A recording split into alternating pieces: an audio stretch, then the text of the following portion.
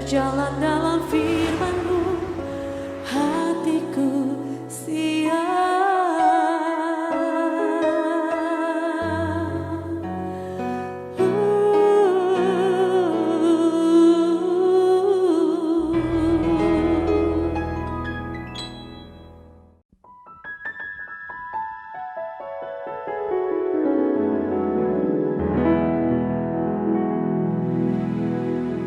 Salam, God lover yang dikasih oleh Tuhan Yesus. Senang kita boleh bersama-sama kembali dalam Raise and God, dan kita akan menikmati hadirat Tuhan, menaikkan pujian dan penyembahan kita karena kita sangat percaya bahwa Dia layak terima segala puji, hormat, dan kemuliaan. Dalam hadiratnya ada kelegaan, ada sukacita, ada ketenangan hati. Tuhan Yesus sudah berkata kepada kita, "Marilah kepadaku semua yang letih lesu dan berbeban berat, aku akan memberikan kelegaan kepadamu." Mari kita hampiri Dia dengan iman, kita berdoa.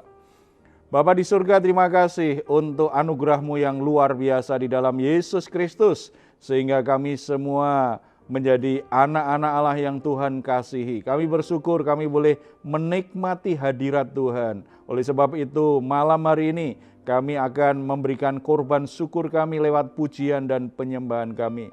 Biarlah kami semua boleh menikmati kehadiran Engkau, dan kami percaya dalam hadirat-Mu kami semua boleh menikmati ketenangan, damai sejahtera, dan kelegaan. Pergumulan apapun yang sedang kami hadapi, ada jalan keluar, ada pertolongan dalam Tuhan. Di dalam nama Tuhan Yesus kami berdoa. Amin. Malam hari ini kami kembali datang ke hadirat-Mu Tuhan. Bawa hati kami. Terima kasih sepanjang hari ini Tuhan, Kau pelihara hidup kami. Sebab Kau Allah yang setia, Kau yang mulia. Terima kasih Tuhan. Dengan apa kan ku balas segala kebaikan-Mu? Segenap hatiku menyembah-Mu Yesus. Ku bersyukur padamu. Dengan apa kan ku balas segala kebaikan-Mu? Segenap hatiku menyembah-Mu Yesus. Ku bersyukur padamu selamanya. Sebab Kau Allah yang setia, Kau Allah yang setia, Bapa yang mulia. Kasih-Mu besar Tuhan, Kau pulihkan hidupku. Kaulah harapan kami, Kaulah harapanku. Hidupku dalam-Mu. Terima kasih Tuhan, Kau selamatkan hidupku. Dengan apa kan ku balas segala kebaikan-Mu? Segenap hatiku menyembah-Mu Yesus. Ku bersyukur padamu.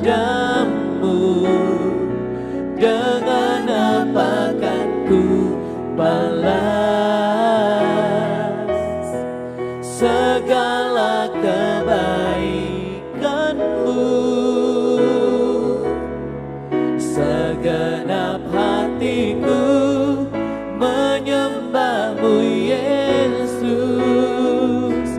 Ku bersyukur padamu, dengan apa kan ku balas segala kebaikan-Mu. Segenap hatiku menyembah-Mu Yesus. Ku bersyukur padamu selamanya. Haleluya.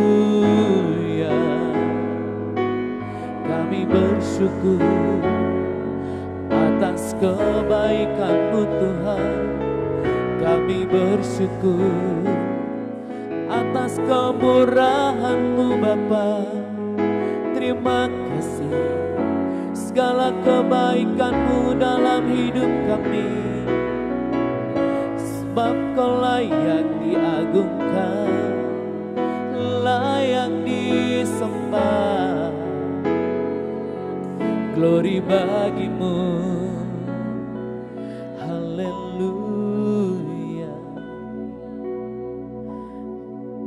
Kami bersyukur punya Allah seperti Engkau Tuhan.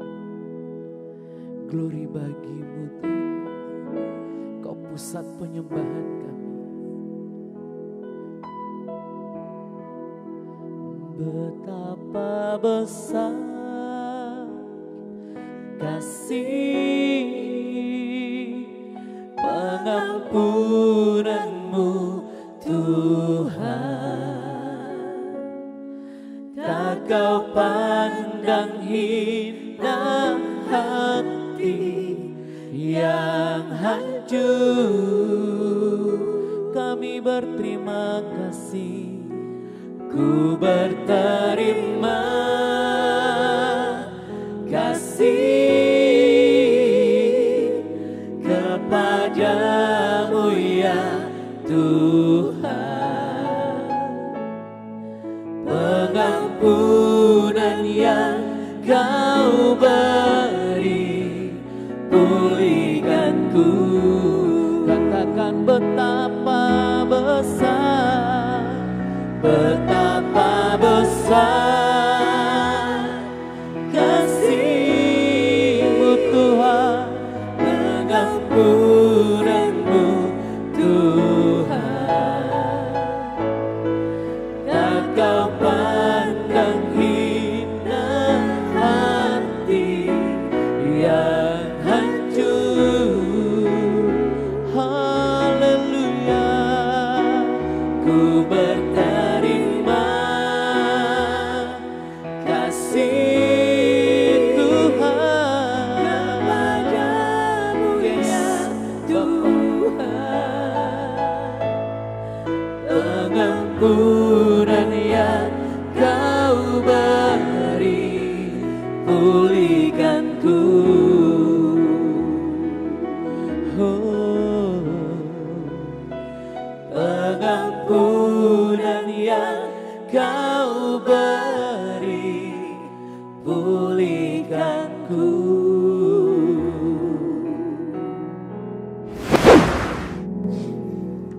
Puji Tuhan, saudara-saudara yang dikasihi oleh Tuhan Yesus Kristus, Tuhan tetap mengasihi kita, Tuhan tetap menginginkan hal-hal terbaik terjadi dalam hidup kita.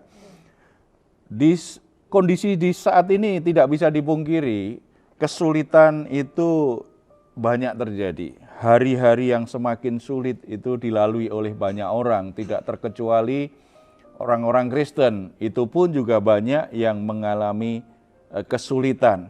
Tetapi bukan berarti kesulitan itu otomatis bisa hilang begitu saja kalau orang tidak punya sikap yang benar untuk menanganinya.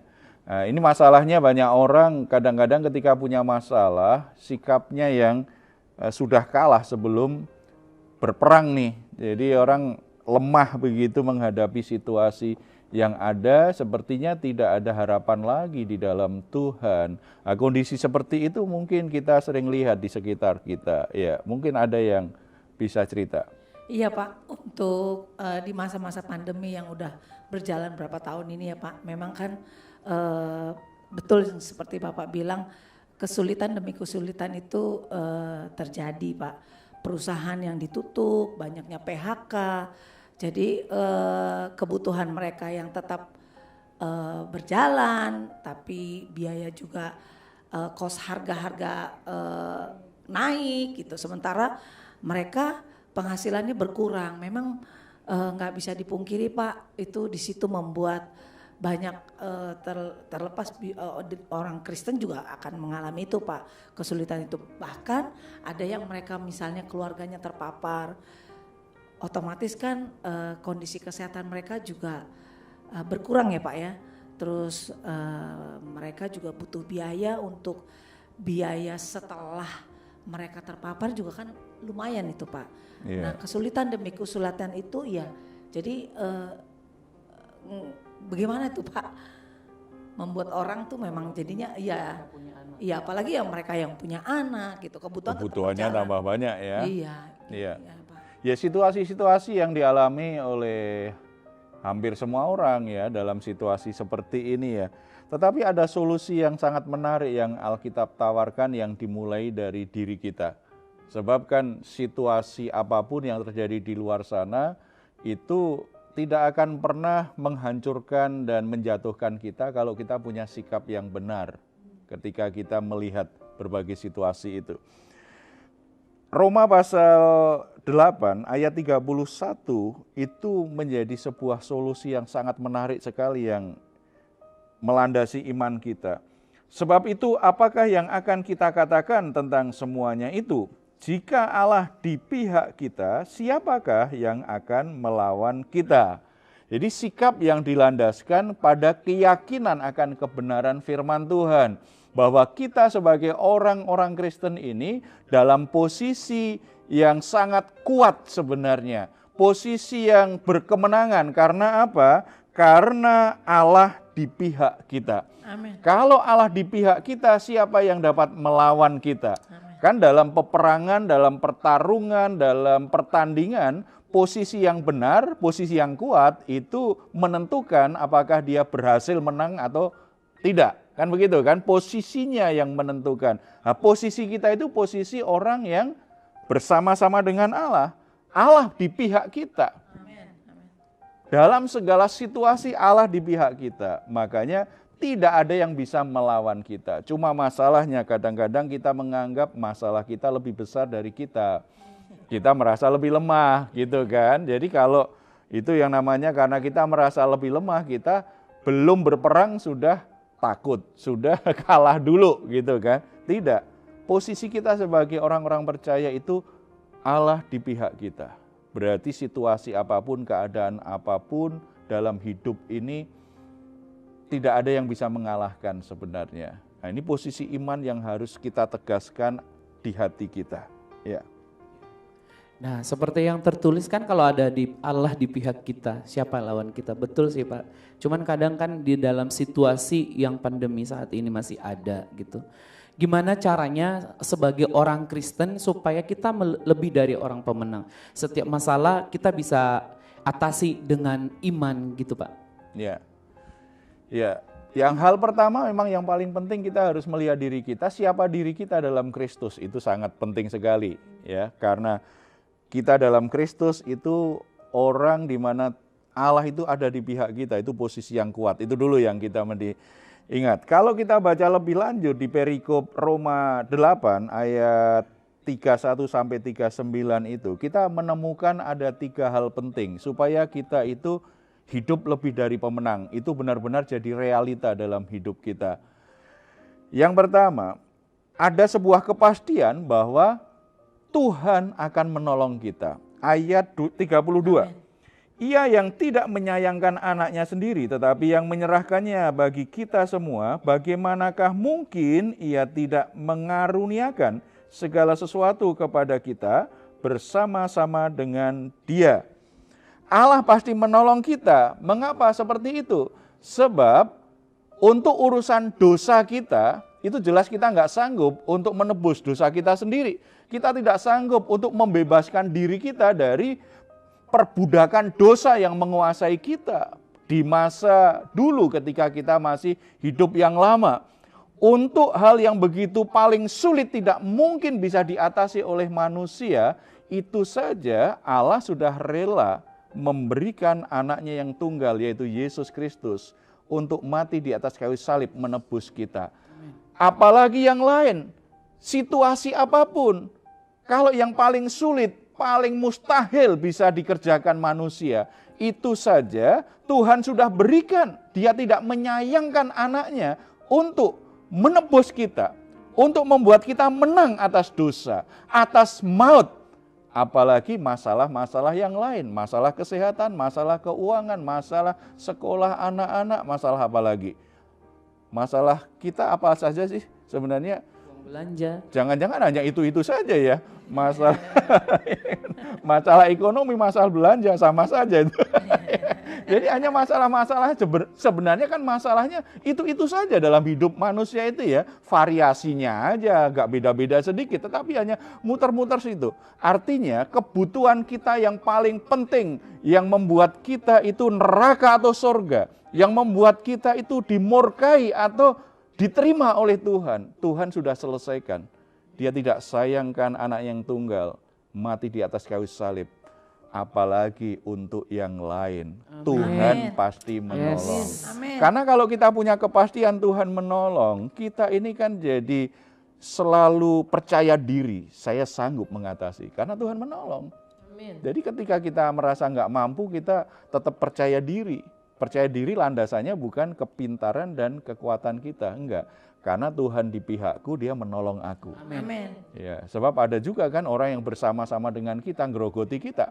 Ya, bukannya menolong kita. Tetapi kalau Tuhan di pihak kita, menolong kita. Amin. Ya. Yang kedua, sebuah kepastian bahwa Tuhan membela kita. Ayat 33 sampai 34. Siapakah yang akan menggugat orang-orang pilihan Allah?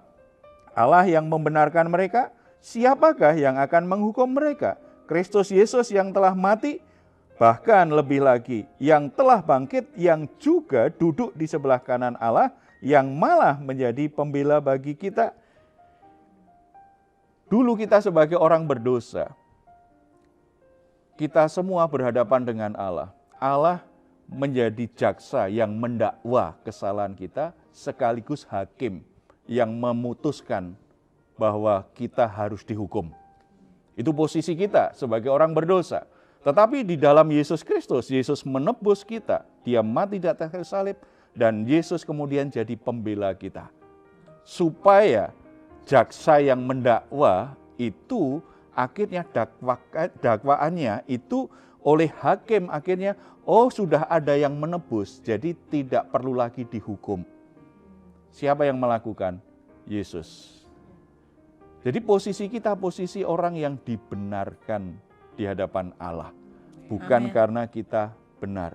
Yesus sudah jadi pembela kita. Walaupun taruhannya adalah nyawa kita. Karena harus menebus dulu kan. Dia akan bela kita juga. Untuk dosamu saja Tuhan bela. Supaya saudara tidak dihukum oleh Allah. Saudara diampuni oleh Allah. Apalagi untuk masalah duit, masalah jodoh, masalah rumah tangga, masalah masa depan, sakit penyakit. Tuhan pasti bela. Amin. Tuhan tidak akan tinggalkan. Amin. Tuhan pasti bela. Amin. Apalagi kalau misalnya ada orang-orang yang membenci kita, yang buat siasat untuk coba jegal kita, coba memfitnah kita, coba lakukan sesuatu yang jahat agar kita juga terus hidup kita itu tidak maju-maju, tidak berkembang. Tuhan bela kita. Amin. Saya melihat banyak contoh bagaimana pembelaan Tuhan itu luar biasa dalam kehidupan orang-orang yang sungguh-sungguh percaya dan setia kepada Tuhan. Dan orang-orang yang memusuhi mereka akhirnya dipermalukan. Karena Tuhan bela orang-orang percaya. Kalau Tuhan bela kita, tenang saja, rileks saja jalani semuanya. Tuhan menolong dan membela kita, lewati semuanya dengan baik ya. Ada orang-orang yang membenci, orang-orang yang berusaha lakukan sesuatu yang jahat supaya kita jatuh, supaya kita hancur. Tenang saja, lewati, percaya Tuhan membela. Bagian kita ambil sikap yang benar menghadapi itu. Amin. Ya.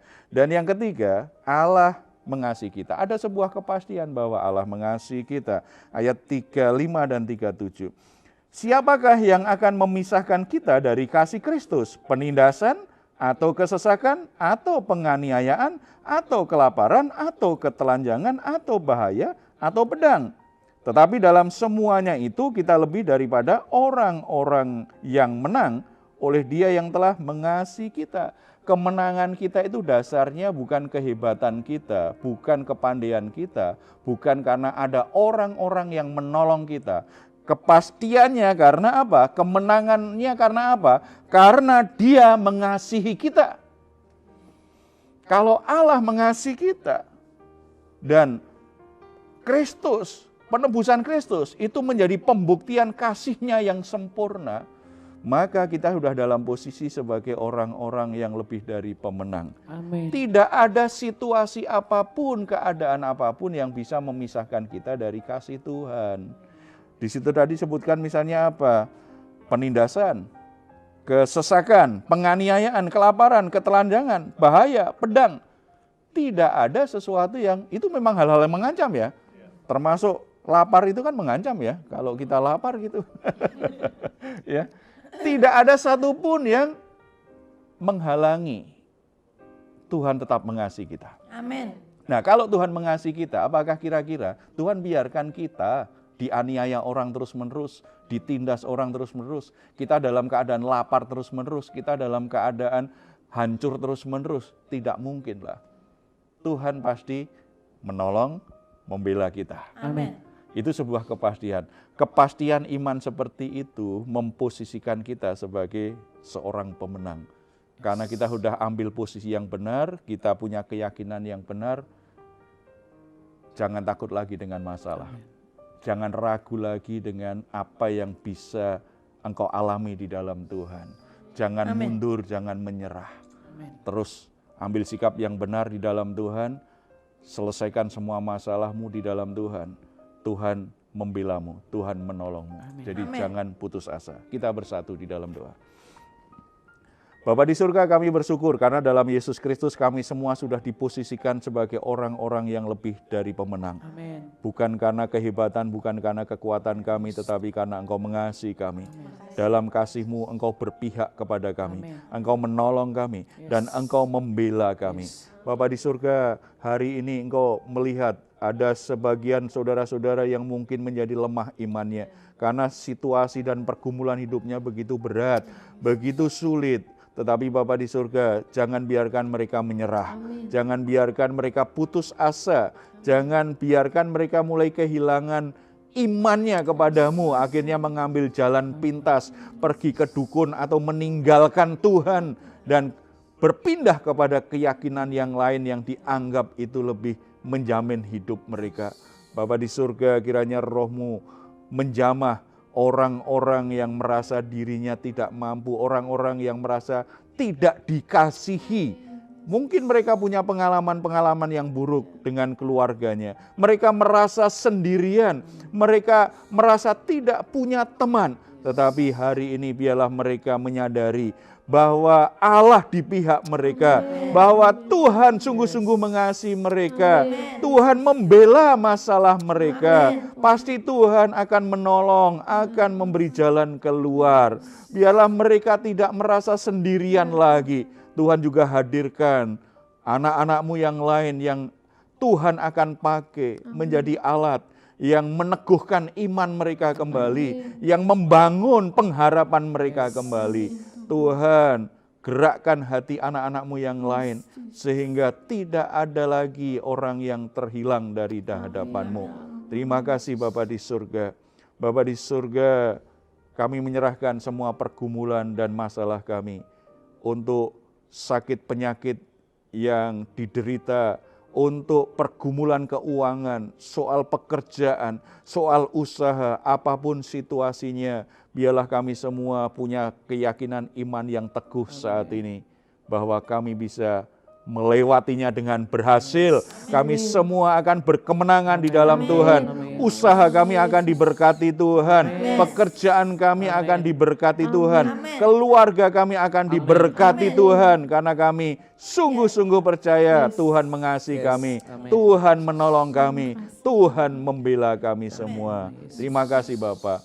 Bapak, kami juga mohon kiranya Engkau juga membela bangsa dan negara kami, supaya bangsa ini selamat dari berbagai krisis yang terjadi, terutama krisis ekonomi. Walaupun ada banyak krisis ekonomi melanda belahan dunia, banyak negara yang mengalami kesulitan, tetapi mari Engkau membela, memberi pertolongan bagi bangsa ini Tuhan, sehingga bangsa kami bisa melepaskan diri dari krisis ekonomi, bahkan bangsa ini bisa mengalami kemakmuran, bisa mengalami kelimpahan.